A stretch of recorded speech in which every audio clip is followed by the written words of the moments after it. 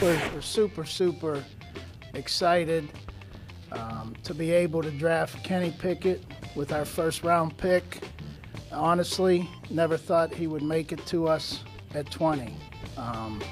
Exciting times for us, for Kenny, for the University of Pittsburgh, and for Pittsburgh in general. It's great, and we couldn't be more excited. Quarterback is the most critical spot in the National Football League. And that's not to take anything away from Mitch Trubisky and Mason Rudolph. We got 3 young quarterbacks, and I think it's going to be great competition. And, you know, as Coach mentioned, they'll all be in it to see who becomes the starter. But now I think we got 3 real good options.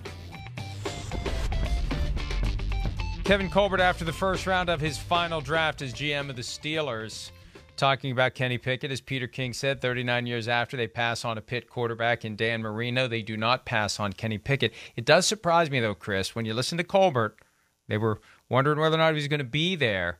I thought if they really liked a guy, if they really were committed, if they really were all in, they'd go get him. But they didn't. They stayed put. They let it fall. They were willing to have Kenny Pickett become a member of the Saints or whoever, but he's there at 20, and they go get him. So they like him, but they didn't like him so much that they felt compelled they had to go get him. And that's fine. Yeah. It worked out. Right. But I feel like if you really love the guy, if you really know that this is your guy, you don't sit there and sweat it out through 19 picks for him to still be on the board. Yeah, I mean, I hear you there. I hear you there. But also I think you got to give them credit probably for the fact of kind of probably having a good feel for where the board was going to fall. Especially once they probably saw, 6 Carolina, 8 Atlanta. I bet you a lot of these teams they're clued in a lot of ways where they got a pretty good feel about every team's top guy or 2 guys on the board there. So they probably looked at it that way and said, ooh, we got a chance here. You know, they probably had good intel that said the Saints were going to go, like we talked about all week. 2 guys that could help their team right now because they think they're good. So they rolled the dice on that and got a guy that, you know, who knows Kenny Pickett better than them, like you've mentioned all week. He's in the same damn practice facility. They get to see him all the time. And they took the guy that's like the real proven commodity, not, you know, Malik Willis, where it's like, I hope he can turn into what I think.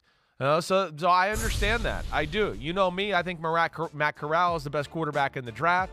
Malik Willis was a risk. Here's some tremendous upside, but there's some real work that has to be done to his game. And Pittsburgh obviously saw that and went, you know, let's just go with the guy that we know can run a pro offense for sure and has the skills to be, you know, a starting NFL quarterback for a long time. Even though I don't know if I necessarily think it's going to be a superstar quarterback, he certainly is a starting NFL quarterback in his ability.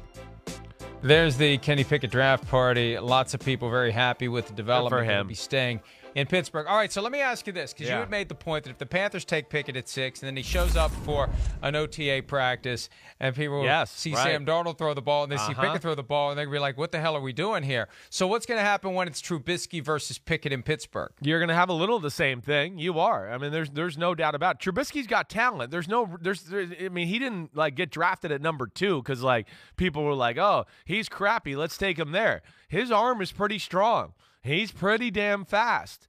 You know, now there's not the luster and the, Mitchell Trubisky can take you to the playoffs and win Super Bowls with you. So there's at least not that aura around him or anything there. But yeah, I mean, Pickett's he's going to have his work cut out for him here in year 1 as far as beating Mitchell Trubisky. I don't think that's going to be an easy thing to do, but Pittsburgh's probably willing to just kind of take that as it goes. Pickett's the future.